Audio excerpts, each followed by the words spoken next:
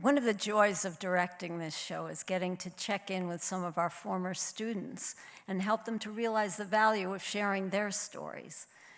Jaimy just graduated last year and is volunteering at the AIO Food Bank while still in the process of finding her way in this world. So let's all applaud Jaimy Saenz by saying yes to this saying yes to this night and yes to herself.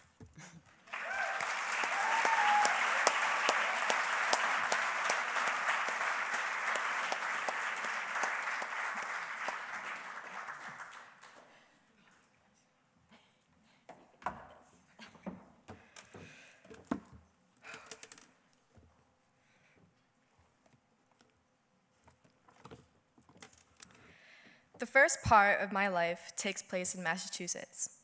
I started drawing when about 6 because my parents bring me a lot of coloring books and notebooks. But my dad's the reason I start. I know he likes it, so I like it. He's a closed-off person who works hard when he does work.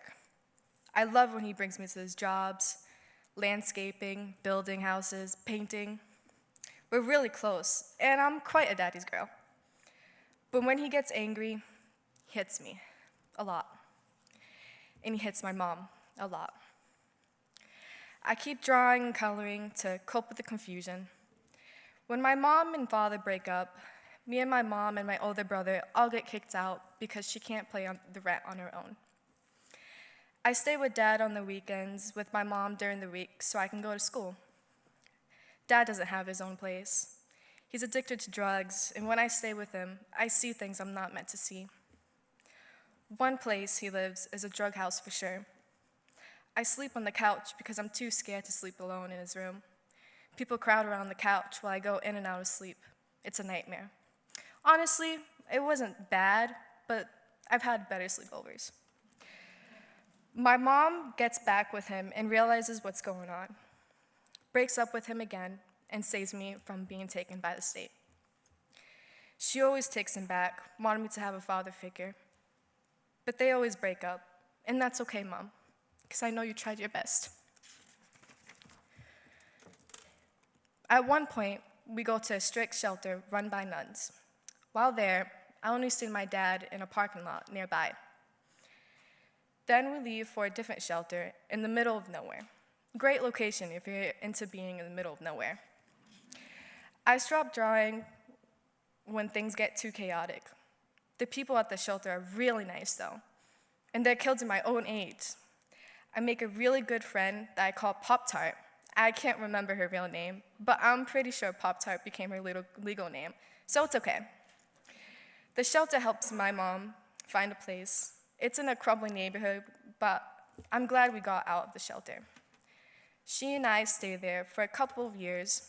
It has a cockroach problem, but my mom's a clean freak, so the cockroach respect her hustle. It's there I start to get close to my older brother, who shows me anime for the first time.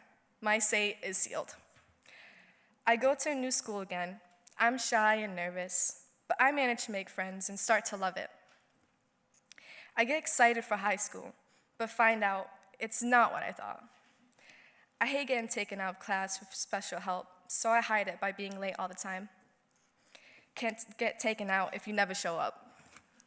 I think I'm not smart. I'm full of self-doubt and anxiety. Classic combo. Then my mom meets a man in Pennsylvania, and we move to be with them. They argue a lot. We move, we stay in a shelter again, and save enough money to go back to our cockroach haven. Since we've been gone, the electricity was turned off. So we start using the back room as a refrigerator and freezer. It's supposed to be my room. We even painted the walls blue, but I ended up on the couch in the living room. It's a perfect color for a freezer, though. My mom reconnects with a man, and we move into a different house, but it's the same crummy neighborhood. I stay at a friend's house a lot. Good news is, I start drawing again. And this is when I become a perfectionist. Sorry in advance to myself. Then my mom and her man break up, and we finally move to Maine. Yay! My nephew Oakley lives here, and my mom wants to see him grow. and make a new start for us. We lived with Oakley's mother for less than a year. No room for me yet, just a mattress for me and my mom in the living room. It's nice and cozy until the morning birds start singing what type of Sylvia they want. Oakley's mom gets evicted, and we go to a hospitality house, the best shelter ever, where my mom throws me the best party ever. It's only the third birthday party I ever celebrated, and now it's a regular thing. I'm basically royalty now. We finally find a place where we're living in now. When I see it for the first time, I go into all the rooms. 3 bedrooms. I'm so excited. I have my own room. And just in case the freezer breaks again, we got an extra room rating.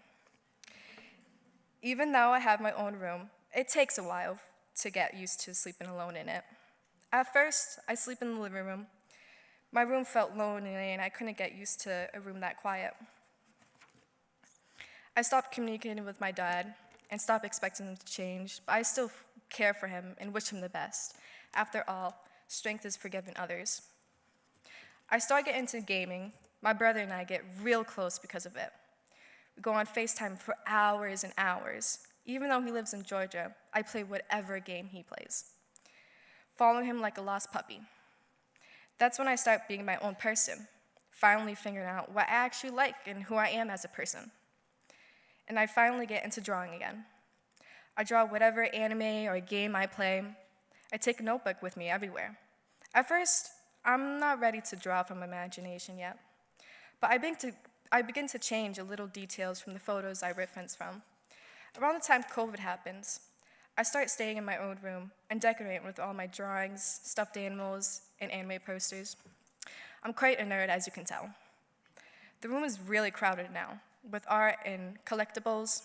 It's a reflection of my life, a safe place, and for a long time, I don't want to come out. COVID gave me an excuse. COVID ends, and I enroll at Oceanside.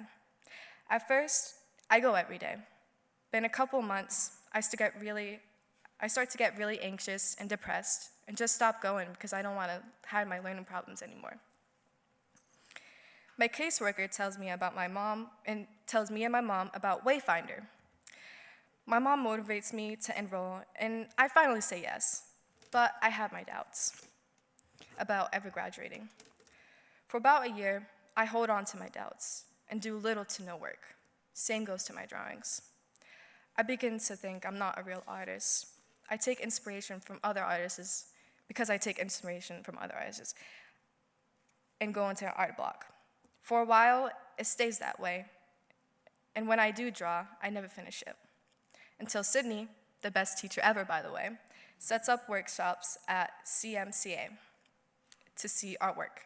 And I'm blown away by a painting that's unfinished, which tells me not everything has to be perfect. But then suddenly tells me about graduation. And since I'm a people pleaser, I follow her lead and finish my courses. For my final project, my passage, Sydney tells me I can do anything I want. So I pick creating a drawing on a really big canvas that my mom wants to hang up on her wall. As I work, wrinkles nearly destroy the process. I go through all emotions dealing with charcoal, crumpled paper, smearing, and finally find my way to a beautiful imperfection. I take this to experience to life. When you make a mistake, there's always a way to work around it, which is why I call it Drawn in Hope. When I see my graduation gown hanging up, I still don't believe I'm graduating. Even after going to the graduation venue, it still doesn't hit me, but I'm excited. The happiness in the room rubs off on me. I love seeing people happy.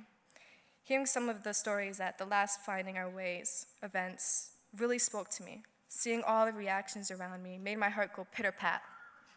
But when Sydney asked if I could see myself tell mine, I couldn't imagine it. But here I am now. Turns out I was the final plot twist to my own story.